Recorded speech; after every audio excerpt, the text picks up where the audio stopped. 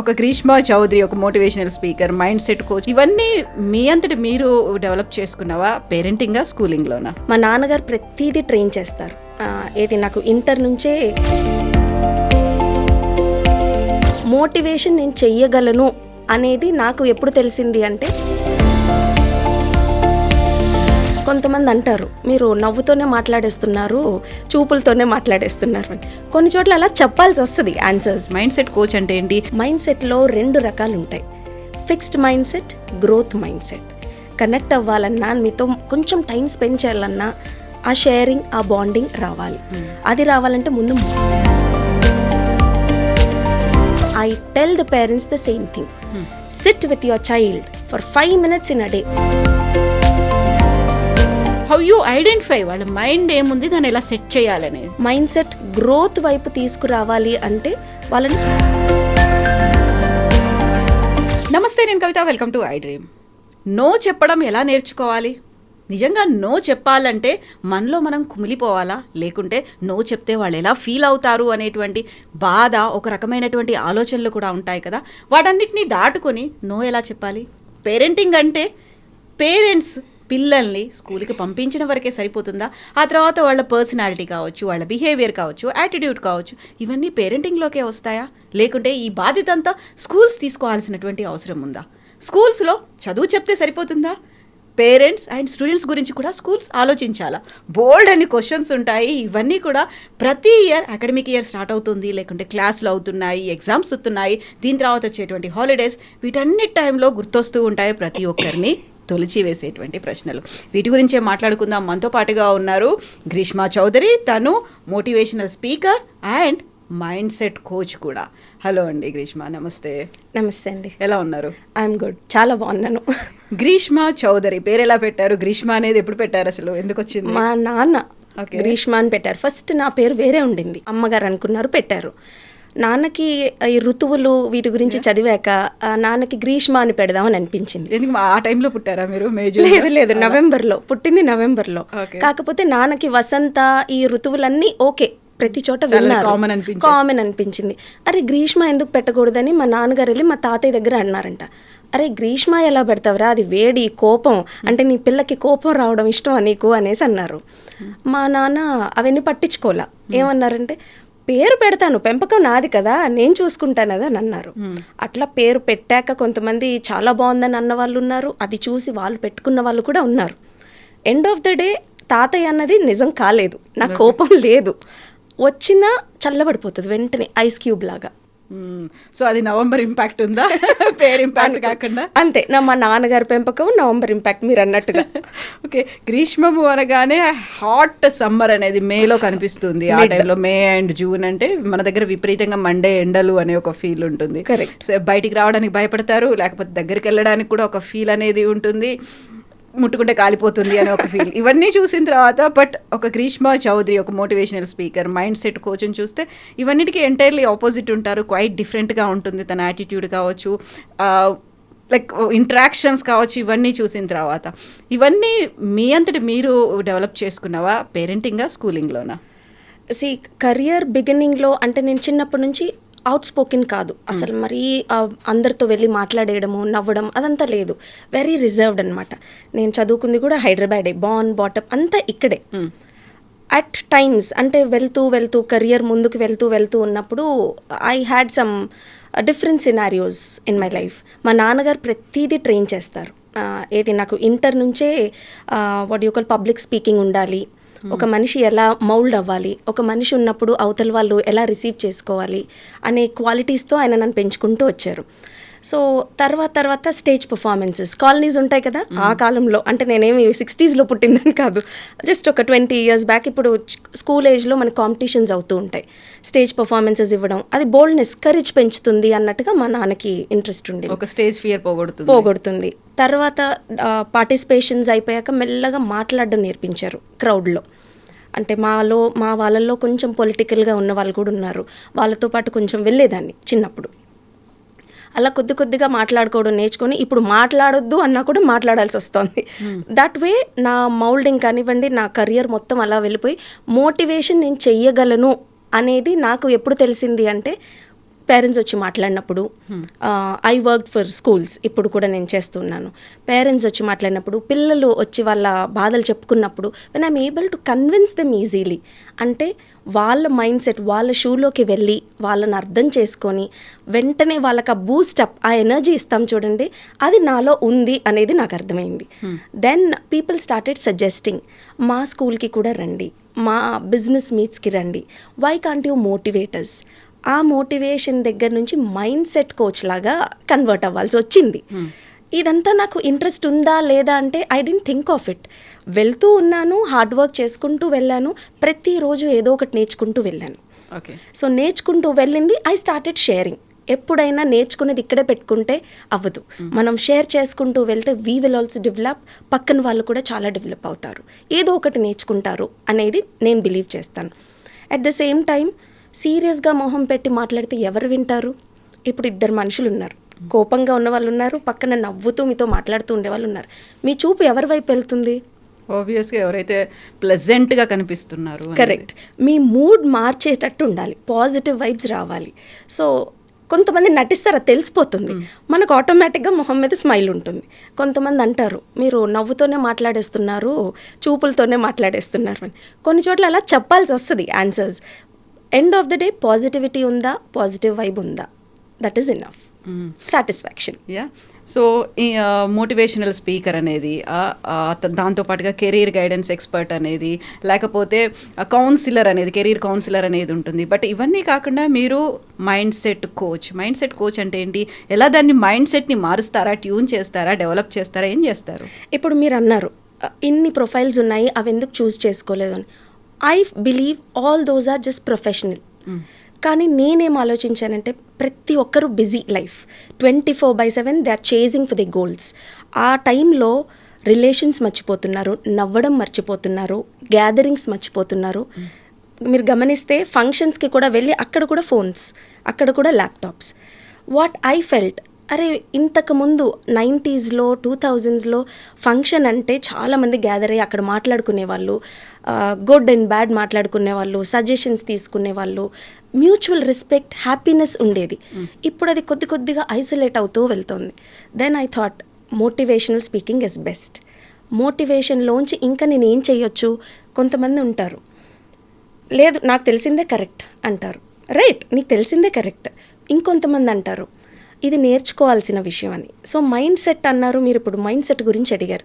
Mind సెట్లో 2 రకాలు ఉంటాయి, fixed mind set, growth mind set. నేను 2 సెంటెన్సెస్ చెప్తాను, అందులో ఫిక్స్డ్ ఏదో మీరే చెప్పండి, గ్రోత్ ఏదో మీరే చెప్పండి.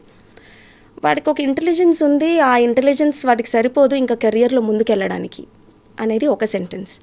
తనకున్న ఇంటెలిజెన్స్తో ఇంకొంచెం రోజు కొంచెం నేర్చుకుంటూ వెళ్తే ఎదుగుతాడు. ఇందులో ఏది గ్రోత్ మైండ్ సెట్ అంటారు? ఫస్ట్దా, సెకండ్దా? సెకండ్ వన్ కదా, ఆబ్వియస్లీ. సో ఇలా మాట్లాడడం, అవతల వాళ్ళని పొగడడం అనేది ఈ రోజుల్లో చాలా తగ్గిపోయింది. కొంచెం ఎంకరేజ్మెంట్ చేయాలి. ఎంకరేజ్మెంట్ లేనిది ఒక మనిషి మీతో ఎలా కనెక్ట్ అవుతారు? కనెక్ట్ అవ్వాలన్నా, మీతో కొంచెం టైం స్పెండ్ చేయాలన్నా ఆ షేరింగ్, ఆ బాండింగ్ రావాలి. అది రావాలంటే ముందు మైండ్ సెట్ బాగుండాలి. స్కూల్స్లో కూడా మనకి మోటివేషన్ అనేది ఇంపార్టెంట్, పిల్లలకి కానీ ఎవరికైనా. సో ఆల్ఫ్రెడ్ బిన్నెట్ అని మనకి 20th centuryలో ఐక్యూ టెస్ట్ ఒకటి కనుక్కున్నారు. ఏది? IQ is nothing but intelligence quotient. So ఇప్పుడు మన స్కూల్స్ హైదరాబాద్లో, ఆంధ్ర, తెలంగాణలో, మన కంప్లీట్ ఇండియాలో ఐక్యూ టెస్ట్ని ఒక హైలైట్ చేసి స్కూల్స్లో they started giving that test to the children. అంటే ఈ టెస్ట్ చేస్తే ఈ పిల్లవాడు ఏ కేటగిరీలో ఉన్నాడు, టాప్లో ఉన్నాడా, మీడియోకర్లో ఉన్నాడా, బాటమ్ లైన్లో ఉన్నాడా అని టెస్ట్ చేసేది అని చెప్తారు. But that is not the intelligence quotient is invented for. మన ఆల్ఫ్రెడ్ బినెట్ గారు ఎందుకు 20th centuryలో ఈ ప్యారిస్లో స్కూల్స్లో ఈ ఐక్యూ టెస్ట్ అనేది ఆయన ప్రాక్టికల్గా స్టార్ట్ చేశారు. ఎందుకు? To help the children who are not able to cope up with the education system. అంటే వాళ్ళకి ఈ టెస్ట్ ఇచ్చి ఇంకా ఎలాంటి కరిక్యులం తీసుకొస్తే ఈ పిల్లలు కూడా షైన్ అవుతారు, ఒక రేస్ లాగా కాకుండా వాళ్ళలో కాన్ఫిడెన్స్ పెరిగి ఎలా ముందుకొస్తారు, ఎలా అచీవ్ చేస్తారు అని తెలుసుకోవడానికి. అది తెలియక చాలామంది ముందుకు వెళ్తూ ఈ ఐక్యూ టెస్ట్ అనేది జస్ట్ ఒక టైటిల్కే అని చెప్పి పేరెంట్స్కి ఐక్యూ టెస్ట్ చేశామండి, మీ పిల్లవాడు ఈ సెక్షన్లోకి రాడు, ఈ సెక్షన్లో వేసుకోండి అని థర్డ్ సెక్షన్ 4th సెక్షన్ చూపిస్తారు. అక్కడ ప్రాబ్లమ్ స్టార్ట్ అవుతుంది. నేనేమంటాను as a mind set coach and motivational speaker or being an educationalist, నేనేమంటాను అంటే ఐక్యూ టెస్ట్ని ప్రాపర్గా జడ్జ్ చేయండి, ప్రాపర్గా వాడండి. మీరు టెస్ట్ చేశారు, స్కూల్లో ఎలాంటి కరికులం వాడాలి అనేది ఆలోచించండి. ఒక పిల్లవాడు టెస్ట్ సరిగ్గా ఇవ్వలేదు అంటే తనకి నాలెడ్జ్ లేకనో, లేకపోతే చదవడం రాకనో, ఇంకా భయం ఉండొచ్చు. కొంతమంది పేపర్ చూడంగానే, క్వశ్చన్ పేపర్ చూడంగానే భయపడిపోతారు పిల్లలు. ఇదంతా కూడా ఓన్లీ స్కూల్ వల్ల వస్తుందా అంటే డెఫినెట్లీ నో. ఇంట్లో వాతావరణం, పేరెంట్స్ సపోర్ట్. ఇప్పుడు కొంతమంది పేరెంట్స్ ఎలా ఉంటారంటే మార్క్స్ తక్కువ రాగానే ఏరా ఏం చదువుతున్నావు నువ్వు, అసలు చదివావా నువ్వు అని అడిగే పేరెంట్స్ ఉన్నారు. ఇంకొంతమంది నాన్న నీ ఎఫర్ట్స్ నువ్వు పెట్టావు, రేపటి రోజు ఇంకొంచెం ఎఫర్ట్స్ పెట్టు, నేను కూడా హెల్ప్ చేస్తాను అనే పేరెంట్ ఉన్నారు.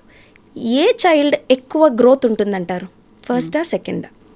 ఆబ్వియస్గా parents encouragement, parents yes, observation. Parent mutual support లేనిది ఎండ్ ఆఫ్ ద డే ప్రతి ఒక్కళ్ళు వర్క్ చేస్తారండి, ప్రతి ఒక్కళ్ళు బిజీ ఉంటారు.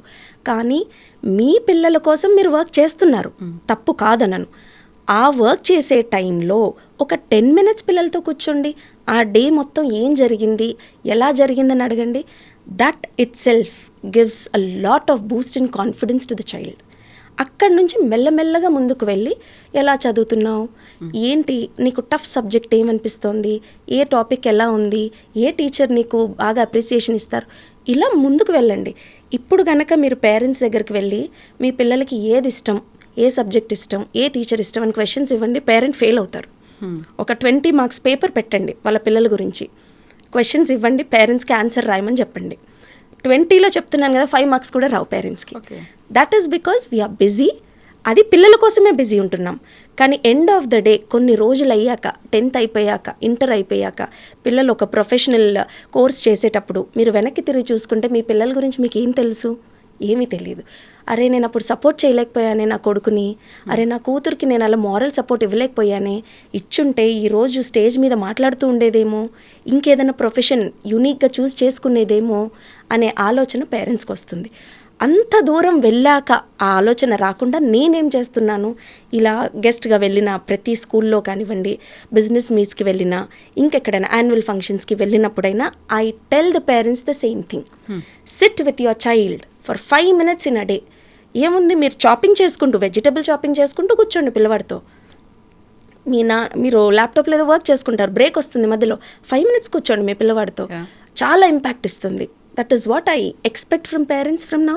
అండ్ నేను చెప్పేది కూడా అదే పేరెంట్స్కి. సో పేరెంట్స్ స్కూల్లో జాయిన్ చేస్తారు, Yes. వాళ్ళకి కావాల్సినటువంటి ఎడ్యుకేషన్ వస్తుంది, వాళ్ళకి కావాల్సినటువంటి మార్క్స్ వస్తాయి, వాళ్ళంటూ ఒక కెరీర్, ఒకటో గోల్ ఏదో పెట్టుకుంటారు. Yes. అవన్నిటిని డ్రైవ్ చేసి ముందుకు తీసుకెళ్లాల్సింది, ఒక ప్రాపర్ డైరెక్షన్ చూపించాల్సింది స్కూల్స్ అండ్ టీచర్స్ కదా. అందుకోసమే కదా స్కూల్స్ ఉన్నాయి, జాయిన్ చేస్తోంది. ఇదంతా మీ రెస్పాన్సిబిలిటీ కాదా అనే క్వశ్చన్ పేరెంట్స్ దగ్గర నుంచి వస్తుంది కదా. మీరేమో పేరెంట్స్ని ఇన్వాల్వ్ చేయండి, మీరు కూర్చోండి, మీరు మాట్లాడండి అని మీరు చెప్తున్నారు. అవును, ఓకే. ఇప్పుడు నేను మిమ్మల్ని ఒక క్వశ్చన్ వేస్తాను. మీ పిల్లలు స్కూల్లో చదువుతున్నారా? Yeah. ఓకే, మీరు ఫీజు కట్టారు, పిల్లల్ని అక్కడ వదిలేస్తారా కంప్లీట్గా? స్కూల్ ఫీజు కట్టారు కదా, మార్నింగ్ నుంచి ఈవినింగ్ నైట్ దాకా ఇంకా మా దగ్గరే వదిలేస్తారా? వదిలేయరు కదా. ఎందుకు? మీ పిల్లల్ని మాకు దత్తత ఇచ్చేసినట్టే కదా, మీరు ఫీజు కట్టారంటే మీ పిల్లల్ని మాకు ఇచ్చేసినట్టే కదా, ఎందుకు వదలరు మీరు మా దగ్గర? చెప్పండి. So true. మీ పిల్లలు కాబట్టి నేను అదే చెప్తున్నాను. మీరు ఫీజు కట్టింది అకాడమిక్స్ కోసం, సోషల్ సెన్స్ ఇవ్వమనండి, ఎస్ మేము ఇస్తాము. అకాడమిక్స్లో ముందుకు ఎలా వెళ్ళాలి అనేది ట్రైన్ చేయండి, మేము ట్రైన్ చేస్తాం. కానీ సంస్కారం అనేది ఒకటి ఉంటుంది పిల్లల్లో, భయం అనేది లేకుండా అవతల వాళ్ళతో ఎలా మాట్లాడాలి, ఇప్పుడు రిలేటివ్స్తో ఎలా మాట్లాడాలి అనేది మేము ట్రైన్ చేయం కదా. మాకు మార్నింగ్ 8 or 9 నుంచి 3 వరకు స్కూల్ ఉంటుంది. అందులో చాలా అకాడమిక్స్ ఉంటాయి, కోస్కులాస్టిక్స్ ఉంటాయి, స్కోలాస్టిక్స్ ఉంటాయి, టేక్వాండో దగ్గర నుంచి, మ్యూజిక్ దగ్గర నుంచి, డాన్స్ దగ్గర నుంచి, అకాడమిక్స్, ఫైనలీ టెక్నాలజీ కూడా మేము నేర్పిస్తున్నాం. We're following the trend. మరి మేము ఇంత రేస్లో టెక్నాలజీ కూడా యాడ్ చేసుకొని, ఏఐ వచ్చింది ఇప్పుడు, అది కూడా రోబోటిక్స్ కూడా యాడ్ చేసుకొని మేము వెళ్తున్నప్పుడు ఆ రేస్లో మా రేస్లో మమ్మల్ని వెళ్ళనివ్వాలి. యాజ్ అ పేరెంట్ మేము ఇచ్చిన వర్క్ పిల్లలతో చేపించామా? తర్వాత పిల్లల బిహేవియర్, ఇంట్లో ఫోన్ వాడుతున్నారు. మొన్న రీసెంట్గా ఒక పేరెంట్ వచ్చారు, రిపోర్ట్ కార్డ్ పట్టుకొని మాట్లాడుకుంటున్నారు, నేను వింటూ ఉన్నాను. ఓకే, మా పిల్లవాడు ఫోన్ చూస్తున్నాడండి, ప్రిన్సిపల్ దగ్గరికి తీసుకెళ్తానని చెప్పినా కూడా వినట్లేదండి, భయం లేదు మా వాడికి అని. రిపోర్ట్లో చూస్తే మార్క్స్ అన్నీ యావరేజ్గా ఉన్నాయి, 55 మార్క్స్ ఉన్నాయి. సో టీచర్ కన్విన్స్ చేస్తోంది, సార్ ఇంట్లో కొంచెము మీరు అటెన్షన్ తీసుకోండి, మదర్ ఏం చేస్తుంటారు, మీరేం చేస్తుంటారు, కొంచెము హోంవర్క్స్ ఏమన్నా ఇస్తే చేయించానంటే, అవన్నీ చేయించేటప్పుడు మీరెందుకండి, మీరే కదా భయం పెట్టాలి, హోంవర్క్ ఎందుకు చేయలేదని మీరు అడగాలి కదా. సరే, ఆవిడ ఇంకొక మంచి క్వశ్చన్ వేశారు, సార్ డైరీ చూపించండి అని. బాబు కబర్డ్లోంచి డైరీ తీసుకొని వచ్చి చూపించాడు, స్కూల్లో కబర్డ్లో డైరీ ఉంది. పేజెస్ తిప్పుతూ ఉన్నారు ముందుకి, ఒక్క దాంట్లో కూడా సైన్ లేదు, పేరెంట్స్ సైన్ లేదు.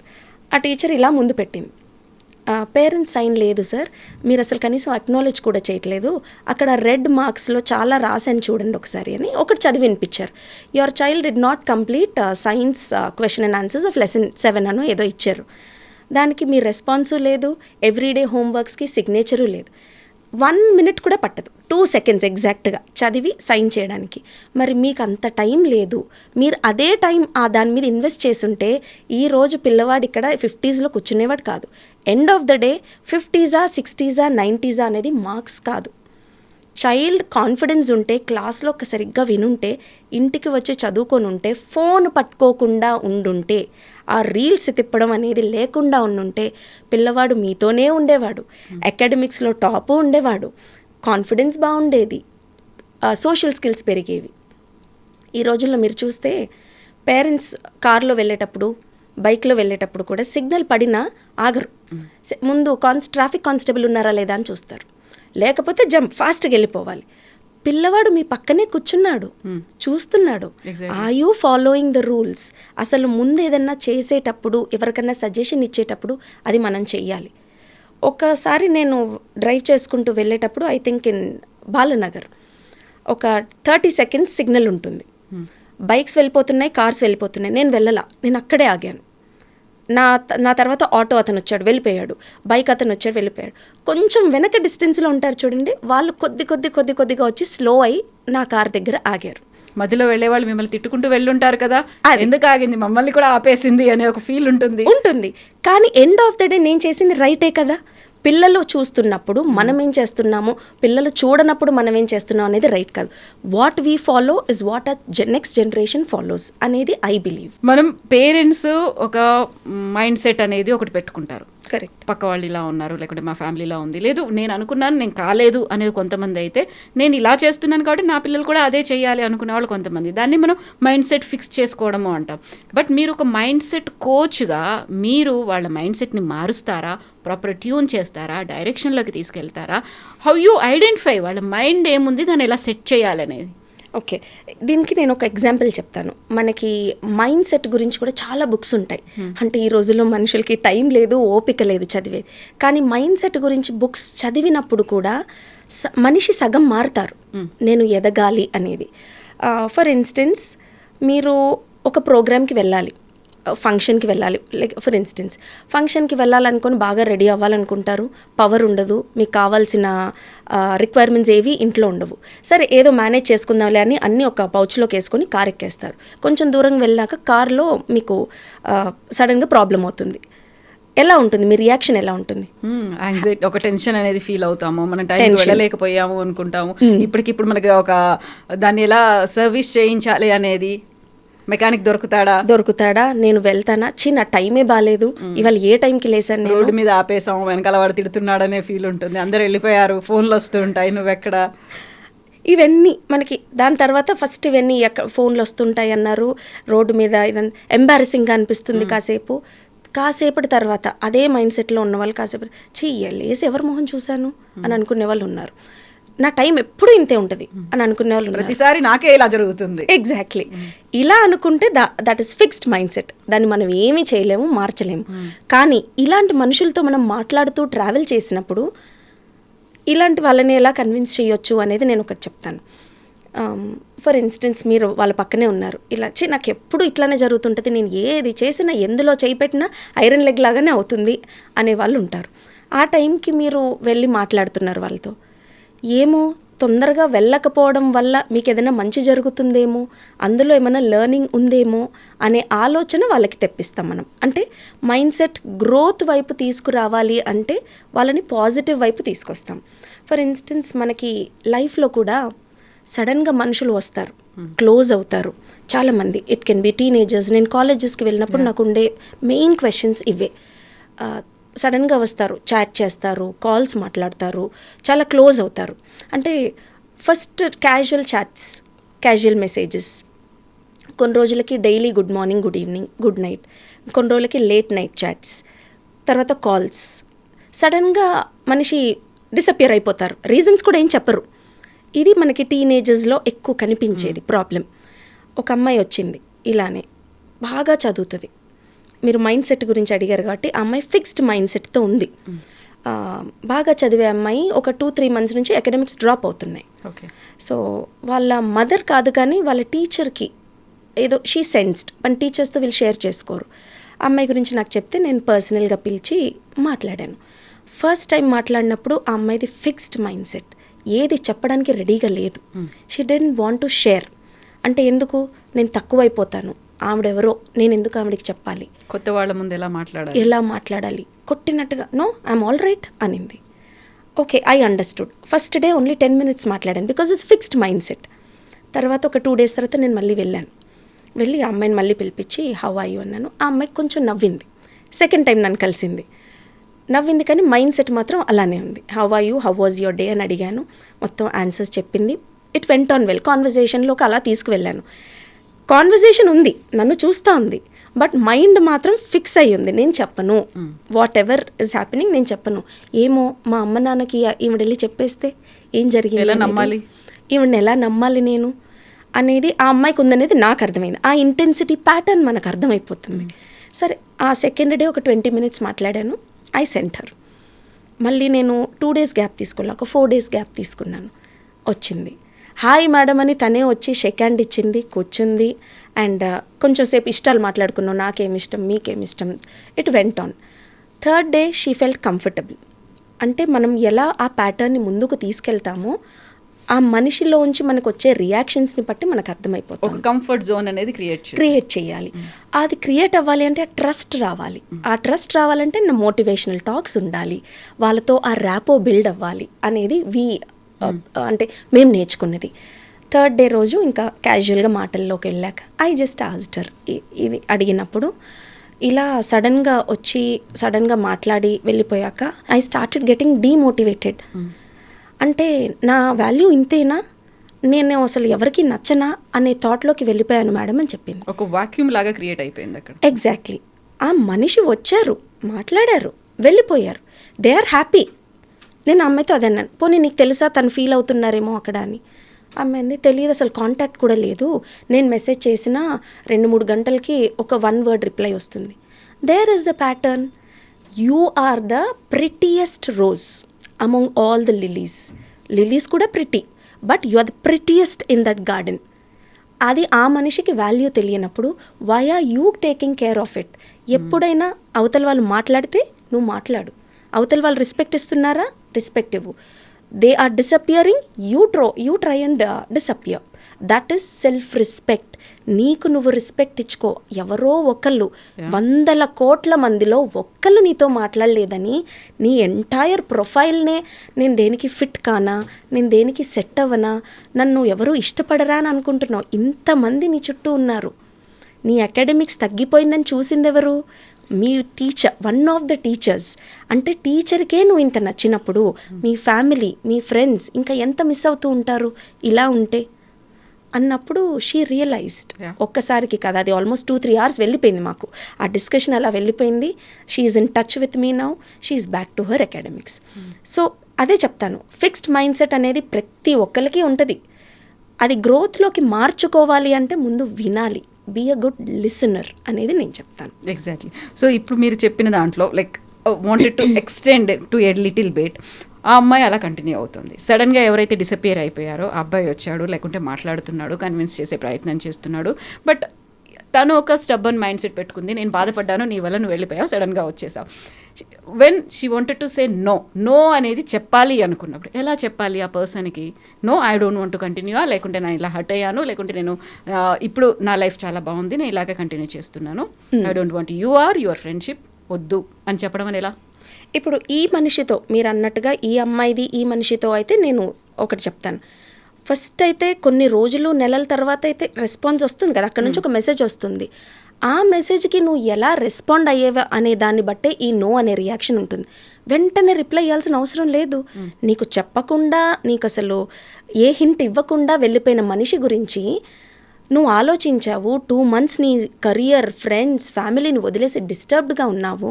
ఇప్పుడు సడన్గా ఒక మనిషి వస్తే ఇంత ప్రాసెస్ వెళ్ళింది, మధ్యలో గ్రోత్ మైండ్ సెట్ వచ్చేసింది అంటే దాన్ని ఎలా రిసీవ్ చేసుకోవాలి అనేది కూడా నేను ఆ అమ్మాయికి చెప్పాను. నెక్స్ట్ సినారియో ఇలా ఒకవేళ సడన్గా వచ్చాడు, వెంటనే రిప్లై ఇచ్చేస్తావా అని అడిగాను. ఆఫ్టర్ ఫ్యూ సెషన్స్ ఆ అమ్మాయి అంది, కొంచెం ఆలోచించింది. ఒక 1 minute టైం తీసుకొని, నాకైతే మొన్నటి వరకు చాలా కోపం ఉండింది, మనిషి కనిపిస్తే చంపేయాలన్నంత కోపం ఉంది. ఇప్పుడు ఐ డోంట్ కేర్, రిప్లై వచ్చిందా లెట్స్ మీట్ అంటాను ఫస్ట్ ఆప్షన్ అని చెప్పింది అమ్మాయి. చక్కగా చెప్పింది లెట్స్ మీట్. నేను గుండె పట్టుకున్నాను. ఎందుకు లెట్స్ మీట్ ఏంటి, నేను ఇంత చెప్పాను, లెట్స్ మీట్ ఎందుకు, సరే అడుగుదాం ఇంకా ఏం చెప్తుంది అమ్మాయి అని. ఓకే అని నేను ఇలానే చూస్తున్నాను, కళ్ళతో మాట్లాడతాను అన్నారు కదా మీరు, నేను చూస్తున్నాను. లెట్స్ మీట్ అంటాను, తను ఎక్సైట్ అవుతాడు, కలుస్తాను, నేను కాలర్ పట్టుకోను, గొడవ పెట్టుకోను, గట్టిగా మాట్లాడను. You vanished without telling me, but I cannot do that because I respect every one, even my enemy అని చెప్పింది. ఓకే కలిసి ఇదే చెప్తావా అన్నాను. డెఫినెట్గా ఇదే చెప్పి, do not ever text me back, you lose the value అని చెప్తాను అనేసి. నేను అలా అని నేను కోపం చూపించేసి వాళ్ళకి ద్వేషం పెంచేసి నేను బయటికి రాను. We are good friends, let's meet now and then అని చెప్పి వచ్చేస్తాను అంది. అడిగాను, ఇలా చెప్తావు సరే మళ్ళీ కలుస్తావా అని. ఎందుకు కలుస్తాను మేడం, వాళ్ళకి మన మీద కోపం ఉండకూడదు, మామూలుగా ఉండాలి, వాళ్ళకు కూడా తెలియకూడదు మనం వాళ్ళని వదిలేసాము అని, దూరం పెట్టాము అసలు వాళ్ళతో కాంటాక్టే వద్దు అనేది వాళ్ళకు కూడా తెలియకూడదు మేడం అని చెప్పింది. దెన్ ఐ థాట్ ఓకే ఒకళ్ళు బాగా ఎదిగారు, వాళ్ళకి మాట్లాడడం కూడా వచ్చింది అనేది ఐ ఫెల్ట్ వెరీ హ్యాపీ. ఒక టీనేజర్ ఇలా మాట్లాడినప్పుడు డెఫినెట్లీ ఆ మోటివేషనల్ స్పీకర్గా, మైండ్ సెట్ కోచ్గా we feel you know goose bumps కానివ్వండి, ఆ పాజిటివ్ వైబ్స్ కానివ్వండి, ఇంకా చెయ్యాలి అన్న ఎంకరేజ్మెంట్ మాకు వచ్చేస్తుంది. సో ఇది తను చాలా పాజిటివ్గా తీసుకుంది కాబట్టి షీ మేడ్ హెర్ మైండ్ ఒక కొంచెం బోల్డ్గా, ఒక వైడ్ స్ప్రెడ్ చేసుకుంది కాబట్టి ఆలోచించగలిగింది. కొంతమంది ఉంటారు చాలా మొహమాటం ఉంటుంది, ఎదుటి వాళ్ళకి ఏం చెప్పాలన్నా లోపలే ఇంట్రాస్పెక్షన్లు కాదు కానీ ఇంట్రావర్ట్ లాగా ఉంటారు. కరెక్ట్. చెప్తే ఏం ఫీల్ అవుతారో, చెప్తే కట్ అయిపోతుందేమో, ఓకే మొహమాటం అనేది ఉంది, బాధ ఉంటుంది, అన్నీ ఉంటాయి, నో చెప్పలేరు, ఆ తర్వాత అనుభవించాల్సింది కూడా వాళ్ళే. అలాంటి సమయంలో నో అనేది ఎప్పుడు చెప్పాలి, ఎలా చెప్పాలి? దీనికి బెస్ట్ ఎగ్జాంపుల్ నేను ఎడ్యుకేషన్ ఫీల్డ్ చెప్తాను. ఇప్పుడు మీకు ఒక స్కూల్లో కానివ్వండి, ఒక కాలేజ్లో కానివ్వండి, వర్క్ ప్లేస్లో కానివ్వండి, మన ఐటీలో కానివ్వండి, వర్క్ చేసే వాళ్ళు చాలామంది ఉంటారు. లెటస్ టేక్ 40 members ఉన్నారు. 40 membersలో 2 ప్రోయాక్టివ్, చాలా వర్క్ చేస్తారు, టక్కున పట్టేస్తారు, ఏది ఇచ్చినా ఈవినింగ్ కల్లా మీకు ఆ రిపోర్ట్ కూడా మీ టేబుల్ మీద ఉంటుంది. మిగతా వాళ్ళు బ్యాలెన్స్డ్గా ఉంటారు, అరే ఇది నాకు వర్క్ రాదని పక్కకు వెళ్తారు, కానీ వాళ్ళకి ఆ వర్క్ వచ్చు. ఇప్పుడు ఇక్కడ ఈ సీట్లో, హాట్ సీట్లో కూర్చున్న వాళ్ళు ఏం చేస్తారు, ఈ వర్క్ చేసే ఇద్దరికే వర్క్ మళ్ళీ ఇస్తారు, లోడ్ పడుతూ ఉంటుంది, వాళ్ళు నవ్వుతా యాక్సెప్ట్ చేస్తూ ఉంటారు. ఆ ఇద్దరిలో ఒకళ్ళు యాక్సెప్ట్ చేసుకుంటూ వెళ్ళేవాళ్ళు, భుజాల మీద వేసుకొని ఈవినింగ్ వరకు కష్టపడి ఆ సంస్థని పైకి తీసుకురావాలి అని వర్క్ చేసేవాళ్ళు ఒకళ్ళు. ఇంకొకళ్ళు వెళ్ళి నో అని చెప్పాలనుకునే వాళ్ళు. ఆ నో ఎలా చెప్పాలి, వెళ్తాము, సిచ్యువేషన్ చెప్తాము, this is my work, this is what I can do for today అని చెప్పి బయటకు వచ్చేవాళ్ళు ఉంటారు. అక్కడ మీకు నో అనే పదం కనిపించిందా? లేదు. అవతల వాళ్ళు అర్థం చేసుకోవాలి, this is my work for today, I'm packed with this work. అవతల వాళ్ళు అర్థం చేసుకోవాలి. ఇంకొంతమంది ఉంటారు, నో మేడం ఇదైతే నేను చేయలేను, అసలు అవ్వదు నాతో, చాలా బ్లంట్గా చెప్పేస్తారు. అంటే వాళ్ళకి అది లోపల నుంచి ఫ్రస్ట్రేషన్ అనమాట, ఎంత వర్క్ ఇస్తావు. అందుకే నేనేమంటాను, లోడ్ మీద లోడ్ తీసుకోవద్దు. అలా తీసుకున్నప్పుడు ఏమవుతుందంటే one day you burst out like a volcano. అప్పుడు మీకు రిలేషన్స్ కూడా పాడవుతాయి. ఎప్పుడైతే ఒక హ్యూమన్ అంటే మషిన్ లాగా కాదు, you need some rest, you need some piece of mind, you need some relaxation. Work ఉండాలి. ఆ వర్క్ ఇచ్చినప్పుడు నీ వర్క్ నువ్వు చెయ్యి. ఇంకా ఎక్స్ట్రా ఇస్తున్నారు, ఎక్స్ట్రా ఇచ్చినప్పుడు అది నెక్స్ట్ డేకి, ఆ నెక్స్ట్ వీక్కి అలా స్కెడ్యూల్ చేసేటట్టు యూ ప్లాన్ ఇట్. అంతేకాని మొత్తం వర్క్ చేసుకుంటూ వెళ్ళి ఒకటే రోజు లేదంటే నేను చేయలేను అని ఫ్రస్ట్రేషన్ మొత్తం తీసుకొస్తే నో అనేది నెగిటివ్గానే వస్తుంది. So that is what I tell people. No చెప్పాలి అనుకుంటే అది బిగినింగ్లోనే థింక్ ఆఫ్ ఇట్. ఎప్పుడైనా ముందు మనని మనం తెలుసుకోగలిగితే నో చెప్పడం కూడా చాలా ఈజీ. మీరు అన్నట్టుగా మొహమాట ఉంటుంది రిలేటివ్స్ దగ్గర అయినా. ఇప్పుడు సడన్గా చుట్టాలు వచ్చి కూర్చుంటారు, మన పిల్లవాడిని తీసుకొని వచ్చి అరే నాన్న ఏం చదువుతున్నారా అంటారు. మనమేమో పేరెంట్స్ వాడిని ఏదో కోర్టులో జడ్జి దగ్గర కూర్చోబెట్టినట్టు అరే ఏబిసిడీలు చెప్పు అంటాము, అరే రైమ్స్ పాడు అంటాం. ఎందుకు మీ పిల్లవాడిని ఎందుకు వేరే వాళ్ళ ముందు టెస్ట్ చేస్తున్నారు? నో చెప్పండి అక్కడ కూడా. ఇప్పుడు వాళ్ళు కంటిన్యూ చేశారు, బాగా చదువుతున్నావా, ఎందుకు బాగా చదువుతున్నాడో లేదో ఎందుకు మీకు చదువుతున్నాడు, దానికి బదులు hey how are you doing అని అడిగి చూడండి. ఫ్యామిలీస్లో పిల్లలు వచ్చి ఇలా కూర్చున్నారు, hey how are you doing, చాలా బాగా మాట్లాడుతున్నావు అని అంటే ఆ పిల్లవాడి రియాక్షన్ ఎలా ఉంటుంది? అప్రిషియేషన్ ఉంది కాబట్టి ఉంది. రే నువ్వు ఏబిసిడీలు చెప్పు, నువ్వు ఈ ఫార్ములా చెప్పు అనగానే పిల్లవాడికి ఆటోమేటిక్గా ఇదేంటి నన్ను ఎందుకు టెస్ట్ చేస్తున్నారు, మా మమ్మీ డాడీ నో చెప్పట్లేదు, వాళ్ళు అడుగుతుంటే మా మమ్మీ డాడీ ఎంకరేజ్ చేస్తున్నారు అన్నప్పుడు ఇలాంటి సిచ్యువేషన్స్ వచ్చినప్పుడు పేరెంట్స్ ఏం చేయాలి? నో అట్లా అడగొద్దు అని చెప్పలేం కదా. అన్నీ బాగానే చేస్తాడండి, కొంచెం మనం ఎంకరేజ్మెంట్ ఇచ్చి నేను టైం స్పెండ్ చేయాలి, నాన్న యూ గో అండ్ ప్లే అన్నామే అనుకోండి, అక్కడ రిలేటివ్స్ హర్ట్ అవ్వట్లేదు, పిల్లవాడు హర్ట్ అవ్వట్లేదు, ఇద్దరూ safe zone. Green flags, no red flags. ఇక్కడ ఎంబ్రాస్మెంట్ అనేది ఉండదు, ఆ సిచ్యువేషన్ అనేది రాదు. ఇంకా కొంతమంది పిల్లలు అలాంటి సిచ్యువేషన్స్ని ఏమంటారు హార్ట్కి తీసేసుకుంటారు, అది అకాడమిక్స్ మీద ఎఫెక్ట్ పడుతుంది. ఇన్ఫీరియారిటీ కాంప్లెక్స్ చాలా. అసలు ఎలా అంటే ఒక స్టేజ్ వచ్చాక నేను మాట్లాడేది రైటా రాంగా వాయిస్లోంచి కూడా షివరింగ్ వస్తుంది కొంతమందికి. ఇదంతా పేరెంట్స్ ఏమనుకుంటారు, మావాడే ఎందుకు ఇలా ఉన్నాడు, ఆ పక్కింటి వాడు బాగా మాట్లాడుతున్నాడు కదా, ఎంత యాక్టివ్గా ఉన్నాడు అంటే అది నీ దగ్గర నుంచి ఫాల్ట్ స్టార్ట్ అయింది. పేరెంట్స్ ఎలా ఉన్నారు, మనం వాళ్ళ ముందు ఏం మాట్లాడుతున్నాం అనేది ఉంటే ఆటోమేటిక్ ఆ కంపారిజన్స్ వద్దు. మన పిల్లవాడు సూపర్ స్టార్ అంతే.